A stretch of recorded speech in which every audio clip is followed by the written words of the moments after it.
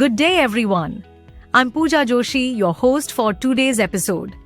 In this session, we focus on a condition that is common yet often misunderstood: irritable bowel syndrome, or IBS. To help us navigate this important topic, we are joined by Dr. Sangeet Sawrav, gastroenterologist at Medanta Hospital, Ranchi, a respected expert in functional gastrointestinal disorders. Today, Doctor will walk us through early symptom recognition, simplified diagnostic approaches, and effective evidence-based management strategies for IBS in routine clinical practice. Doctor, thank you for being with us. Let's begin our discussion. Good evening, everyone. I am Dr. Sangeet Sawrav. I am a senior consultant gastroenterology in Ranchi, practicing at Medanta Hospital and my own clinic.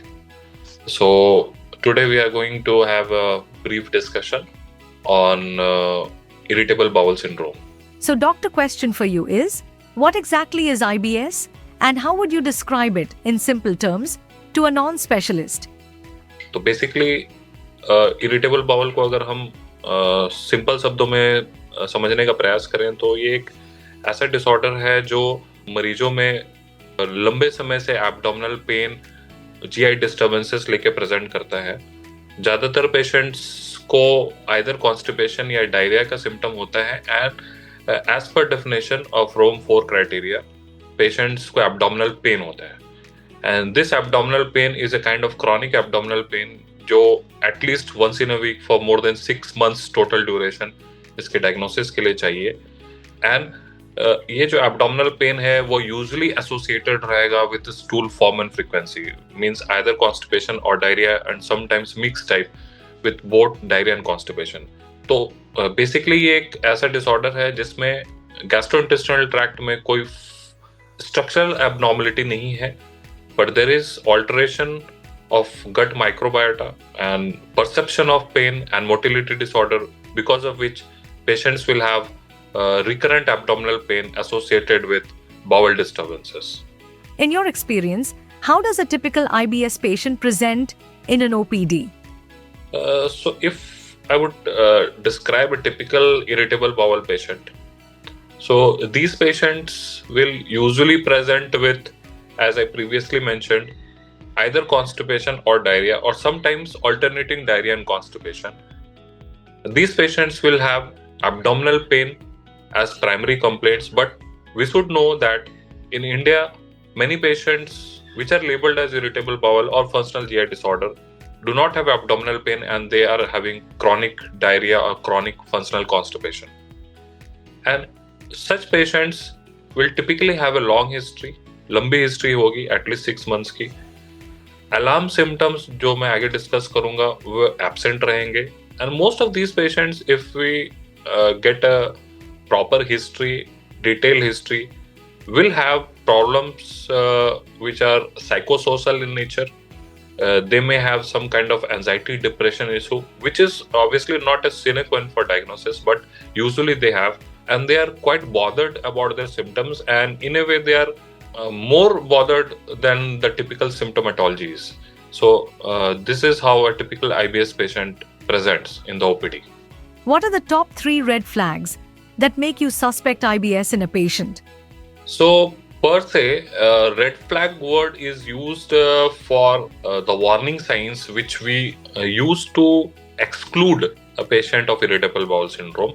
So red flags means patient is having dysphagia, patient is having weight loss, a patient is having blood in the stool. In such cases, we suspect that the patient is not having irritable bowel syndrome. But if I want to make out 3 signs which lead to suspicion of irritable bowel, this will be a long history, no weight loss or alarm symptoms which I just mentioned, and typical psychosocial anxiety depression issues. What simple screening questions can a consulting physician ask to suspect IBS? So the simple screening questions will be like, is the patient having recurrent episodes of abdominal pain? Are these symptoms usually associated with worsening of diarrhea or constipation, that is alteration of bowel habit? Is the symptom long enough to rule out any organic pathology? And one must question about the red flag or alarms symptoms. That is, the patient should not have any unintentional weight loss. The patient should not have nocturnal symptoms. The patient should not have bleeding PR or dysphagia. So, by this, more or less, one can come to know that we are probably dealing with IBS, and then we proceed. How do you apply the Rome 4 criteria in day-to-day practice? Can it be simplified for general physicians? So, Rome 4 criteria, I would say, is more applicable for trials rather than for daily practice, but obviously it helps. So, for a general physician, it is important to question about this change in bowel habit, which may be diarrhea or constipation. And such patients may not have typical abdominal pain, particularly Indian patients. And then one should exclude the alarm symptoms, and then you come to a diagnosis or a provisional diagnosis of IBS. What are some common mistakes in diagnosing IBS at the primary care level? I would say the diseases which often mimic like irritable bowel syndrome but need further investigation would be malignancy, diarrhea related to other causes like celiac disease and inflammatory bowel disease. So, as I mentioned, it is important to take a proper history and to understand that the warning signs are not present, and these are the common mistakes. Sometimes they are overdiagnosed as irritable bowel syndrome, and sometimes they are underdiagnosed, that too many investigations are being done, and then we get a typical history that patient is having IBS, so maybe those investigations were not needed. Are there any warning signs where a physician should immediately refer to a gastroenterologist? Yes, so this is very important question. The warning signs, I would say, is unintentional weight loss. The patient is having weight loss which is cannot be explained by only dietary restrictions, which the patient might have imposed because of his or her disease. Second is nocturnal symptoms. Third one is GI bleed in form of melena or bleeding PR. Fourth one is dysphagia. So these are the warning signs, and in investigations, if you are getting a low hemoglobin, raised CRP and C-reactive protein, which is not explained by some other etiology, or the patient is having hypoalbuminemia. So these are the symptom and signs which should alert a physician that this patient needs a gastroenterology referral. Once IBS is diagnosed, what is your first-line approach to management?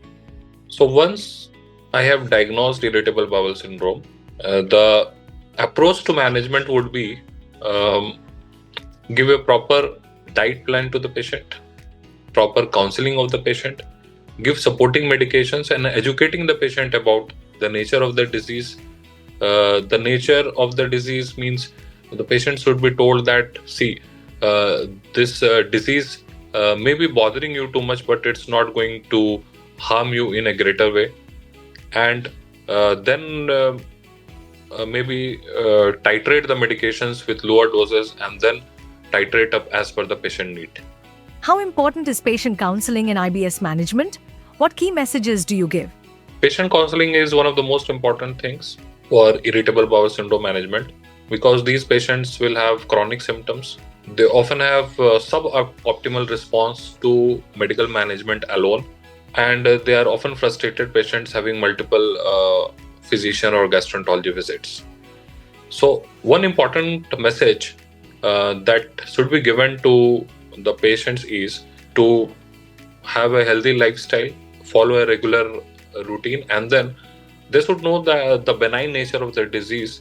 This disease actually is not going to harm them physically or lead to any death or mortality. This is an important message by which the patients might relax a bit, and which will help them.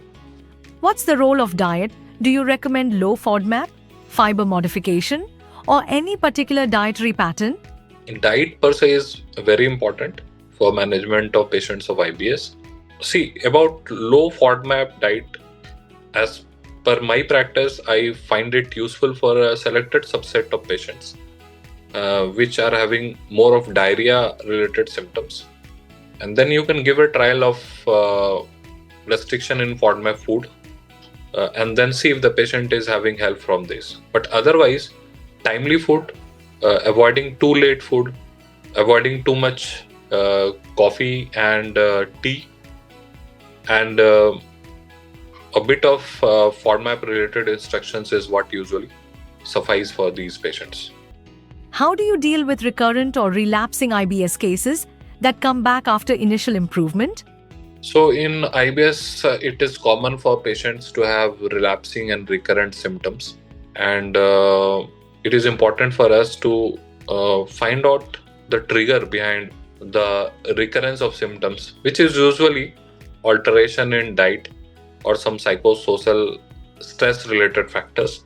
And these need to be addressed and also explained to the patient that, this is most probably the cause, that you have maybe altered your diet or you're not following the diet now, or there may be some precipitating factor, or maybe some infection, post-infection, it can be worsening, or sometimes drug related, like somebody has taken a course of antibiotics or non-steroidal anti-inflammatory drugs. So they often precipitate or worsen the IBS symptoms which was previously in control. So counseling the patient that this would go away with time, and then maybe step up the treatment for some time is important.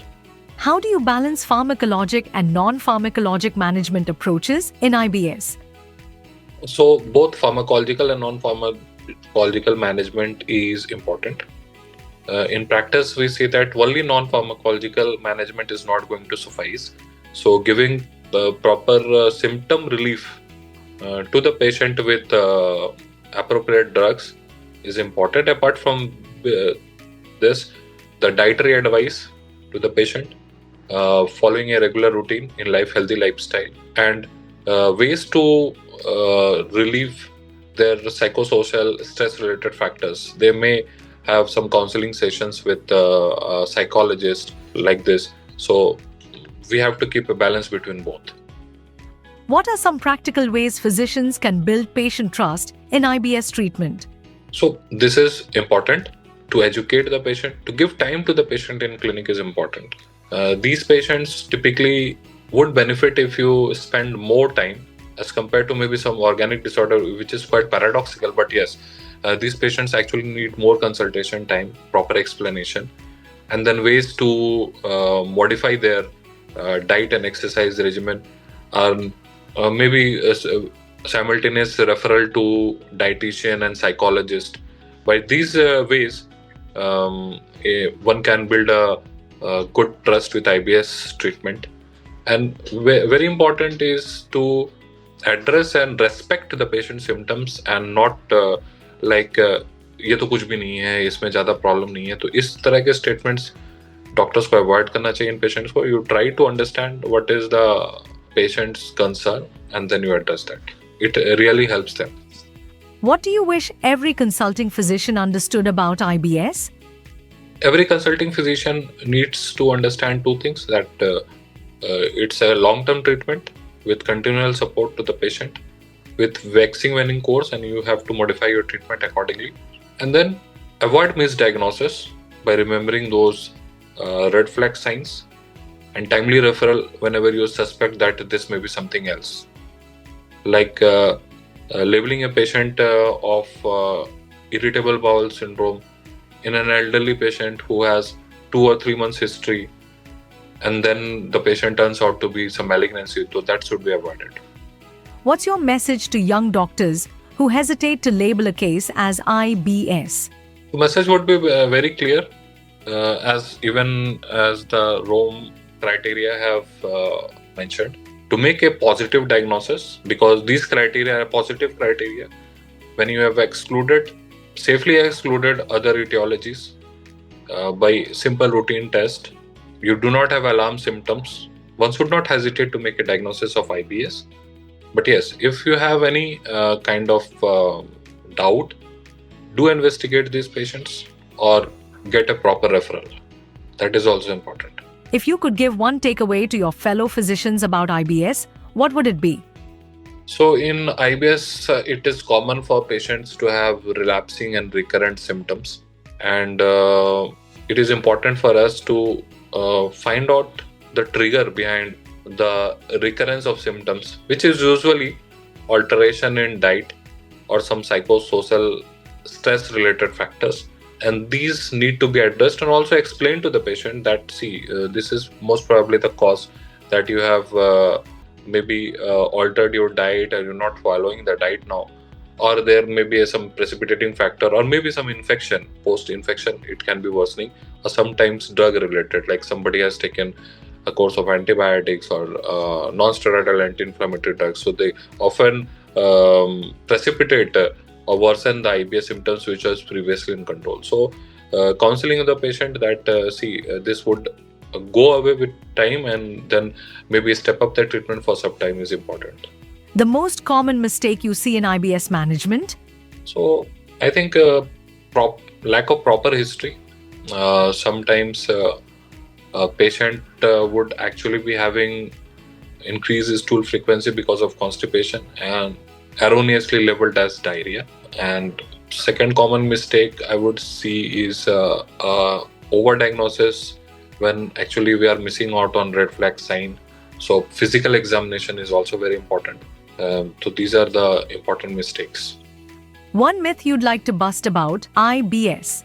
It can never be cured. I would say I've seen patients in my practice which over period of time improve a lot, and many at times it can be actually a transient phase of few years also. In my practice, I have seen many patients who were quite bothered about their symptoms. They required a treatment of maybe months to few years, and they are perfectly fine now. So one myth would be that it is uncurable and it never ends. So this is a myth actually. One word that describes a typical IBS patient journey? So that word would be empathy for these patients and continual support. Thank you everyone for giving time in this scientific session. Thanks again. Thank you, Doctor, for sharing such valuable insights on IBS. Your clarity and practical guidance will certainly help both physicians and patients approach this condition with more confidence. To our listeners, thank you for joining us. Stay tuned for more expert-led conversations. Until then, take care and prioritize your gut health.